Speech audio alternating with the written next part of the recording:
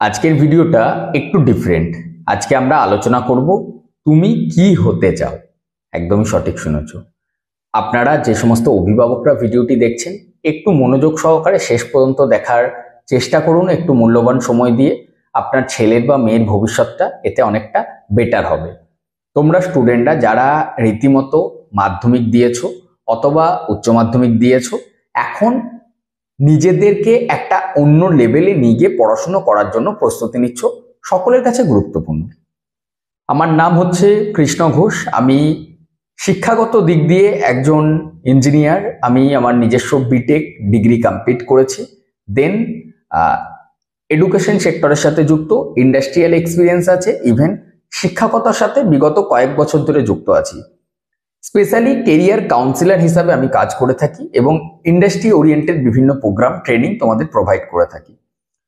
বিগত কয়েক বছরে আমার নিজস্ব অভিজ্ঞতা আজকে আমি তোমাদের মধ্যে শেয়ার করব। প্রথমত দেখো, একজন স্টুডেন্ট যখন মিডিল ক্লাস ফ্যামিলির যদি কথা বলি, একটা মিডিল ক্লাস ফ্যামিলির স্টুডেন্টকে খুব অল্প সময়ের মধ্যে একটা স্থিতিশীল জায়গায় পৌঁছাতে হবে এবং নিজেকে স্বনির্ভর হওয়ার তার একটা স্বপ্ন থাকে। সেই স্বপ্ন যদি তোমরা সত্যি করতে চাও, সেক্ষেত্রে আমি নিজে টেকনিক্যাল ব্যাকগ্রাউন্ড থেকে আছি বলে কখনোই এই কথাটা বলছি এটা না। আমার যদি মনে হয় যদি 100 জন স্টুডেন্টের ওপর সার্ভে করা হয়, সেক্ষেত্রে কিন্তু 70% স্টুডেন্টকে যদি আমরা পজিটিভলি ভাবি, টেকনিক্যাল বা পুঁথিগত বিদ্যার বাইরে কারিগরি বিদ্যাটাই হচ্ছে কিন্তু স্বনির্ভর হওয়ার শ্রেষ্ঠ একটা রাস্তা বলতে পারো। অল্প সময়ে অল্প খরচের দিক দিয়ে যদি আমরা কম্পেয়ার করি, সেক্ষেত্রে একে একে ধাপে আমি বলে যাব। হয়তো আমার এই সিদ্ধান্তের অনেকেই বিরোধিতা আপনারা করতে পারেন যে আপনি আপনার নিজের দিকটা ভেবে কথা বলছেন, কিন্তু কখনোই না। আমি কিছু মাপকাঠি আপনাদের বলছি। প্রথম মাপকাঠিটা কি বলেছি? অল্প সময়, সফলতা তাড়াতাড়ি। 3 নাম্বার গুরুত্বপূর্ণ হচ্ছে অর্থের দিক দিয়ে স্থিতিশীল বা সাধারণ মধ্যবিত্ত পরিবারের স্টুডেন্টদের জন্য।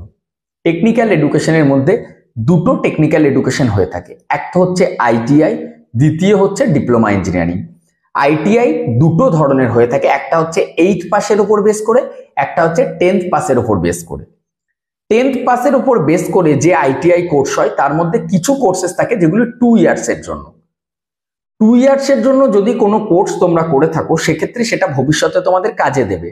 কিন্তু আমার নিজস্ব ব্যক্তিগত ওপিনিয়ন অনুযায়ী বলতে পারো, বা যারা এই ফিল্ডে নলেজ আছে ওনাদেরও যদি তুমি জ্ঞান নাও, 1 বছরের আইটিআই কোর্সটা পড়া উচিত নয়। ভবিষ্যতে যদি তুমি মনে করো যে না আমি ডিপ্লোমা ইঞ্জিনিয়ারিং পড়বো, সেক্ষেত্রেও কিন্তু 1 বছরের আইটিআই কোর্স করার পর সরাসরি ল্যাটারাল এন্ট্রিতে ডিপ্লোমা ইঞ্জিনিয়ারিং এ ভর্তি হওয়া যায় না। তাহলে এটাও তোমরা প্রশ্ন করতে পারো বা আপনারা অভিভাবকরা ভাবতে পারেন, আপনি যদি এই কথাটাই বলছেন তাহলে আইটিআই এর বিভিন্ন সরকারি বা বেসরকারি কলেজে কেন তাহলে 1 বছরের কোর্স রাখা হয়েছে? ওই যে বললাম, অল্প সময়ে স্বনির্ভর হওয়ার ইচ্ছা।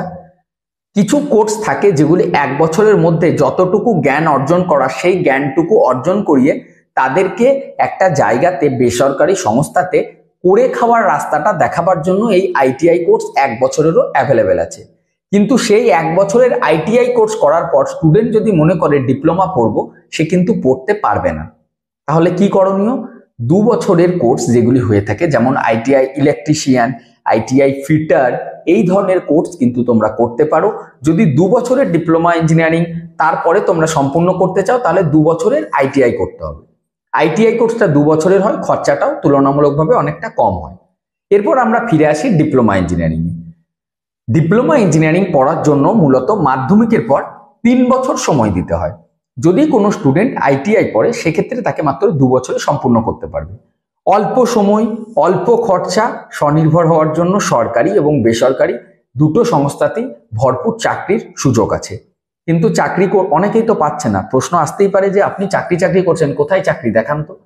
আমার পাশের বাড়ির ছেলেটা, আমার দাদার ছেলে, কাকার ছেলে ইঞ্জিনিয়ারিং করে বসে আছে। চাকরি না করা আর চাকরি না পাওয়া, এই দুটোর মধ্যে আকাশ পাতাল তফাৎ। চাকরি করতে গেলে পশ্চিমবঙ্গের বাইরে যেতে হবে। ইঞ্জিনিয়ারিং করলে, আমি বারবার বলি, বাবা দুলালের ছেলে পশ্চিমবঙ্গের বাইরে যাবেন না। মা বাবার দুলালের সন্তান পশ্চিমবঙ্গের বাইরে আমি ছেলেকে পাঠাবো না, একমাত্র ছেলে পাঠাবো না। কোম্পানিটা তো আপনার বাড়িতে তৈরি করা আমার ক্ষেত্রে সম্ভব নয়, বা কোনো রাজ্যের ক্ষেত্রেই সম্ভব নয়।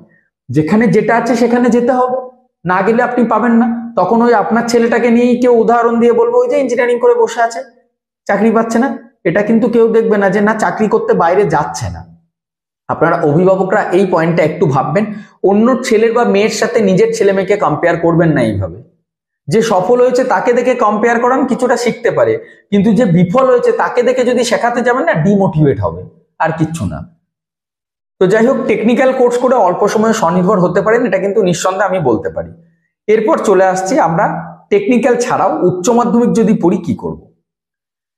উচ্চ মাধ্যমিক যদি আর্টস নিয়ে পড়ো সেক্ষেত্রে কিছু কোর্সেস হয়ে থাকে, বেশ কিছু কোর্সেস আছে। উচ্চ মাধ্যমিক আর্টস নিয়ে পড়ার পরও অনেক এমন কোর্সেস আছে যেগুলি আপনারা পড়তে পারেন, যেমন BBA, BCA, hospital management, hotel management, BBA, digital media, এই ধরনের বহু কোর্সেস আছে যেগুলি কিন্তু আপনারা করতে পারেন। অথবা নার্সিং, এটাও করা যেতে পারে আর্টস থেকে, ব্যাকগ্রাউন্ড থেকে। জিএনএম নার্সিংটা করা যেতে পারে। এরপর কোনো কারণে আমি নার্সিং বা এই সমস্ত দিকে যেতে চাইছি না, তখন তো আপনি জেনারেল লাইনে এগোতেই পারেন। কিন্তু যারা সায়েন্সে আছে তাদের ক্ষেত্রে paramedical, medical, nursing, pharmacy, engineering সমস্ত দিক ওপেন হয়ে যাচ্ছে। যদি দীর্ঘ সময় পড়াশোনার সাথে যুক্ত থেকে আরো আপার লেভেলে কিছু করতে চাইছো, সেক্ষেত্রে উচ্চ মাধ্যমিক সায়েন্স করার পর বি ফার্ম 4 বছরের কোর্স হয়ে থাকে, বি অপটোমেট্রি, প্যারামেডিক্যালের যেমন কিছু কোর্সেস আছে, বি অপটোমেট্রি, বি ফিজিওথেরাপিস্ট, এই ধরনের বহু কোর্সেস আছে। ক্রিটিক্যাল কেয়ার টেকনোলজি আছে।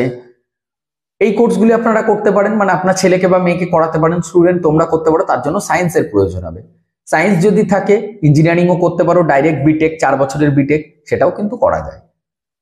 তো সিদ্ধান্তটা এখন থেকেই নিতে হবে, আমি কি হতে চাই সেটা আগে তোমরা ভাবো, আগে রিসার্চ করো প্রত্যেকটা সম্পর্কে, তারপর এগিয়ে চলো।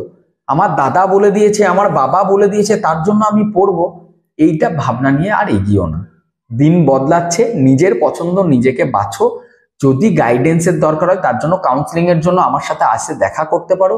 যারা আসতে পারছো না তারা অনলাইন সেশন বুকিং করতে পারো। আপনারা কিন্তু আমার বর্ধমানে অফিস স্টুডেন্ট, তোমরাও আসতে পারো। অ্যাটলিস্ট আমি এতটুকু তোমাদের বলতে পারি, তোমাদেরকে জীবনে সঠিক গাইডেন্সটা দেওয়ার জন্য যথাসম্ভব আমি চেষ্টা করব, এবং অবশ্যই তোমরা আমার কাছ থেকে একটা সঠিক গাইডেন্সও তোমরা কিন্তু পাবে। ভিডিওটা যারা শেষ পর্যন্ত দেখলে তারা যদি এই ভিডিওর গুরুত্বটা বুঝতে পেরেছো কমেন্ট করে জানাবে। আর অবশ্যই তোমাদের জানাতে হবে তুমি কি হতে চাও, কমেন্ট করে বলো। চলো, দেখা হচ্ছে পরবর্তী আরো একটি ভিডিওতে খুব শীঘ্রই। পশ্চিমবঙ্গের মধ্যে যে কোনো কলেজে মাধ্যমিক বা উচ্চ মাধ্যমিকের পর যদি তোমরা ভর্তি হতে চাও, বেসরকারি সংস্থায় বা সরকারি সংস্থায় ভর্তির প্রসিডিওর জানতে চাও, তার জন্য এসে আমার সাথে কাউন্সিলিং করতে পারো। প্রপার কাউন্সিলিং বা গাইডেন্সের মাধ্যমে একটা স্টুডেন্ট কিন্তু সঠিক রাস্তা বা লক্ষ্য খুঁজে পায়, বা লক্ষ্যতে পৌঁছাতে পেতে তারা সাহায্য পাবে একটা সঠিক গাইডেন্সের মাধ্যমে।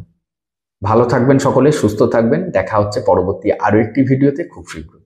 ধন্যবাদ।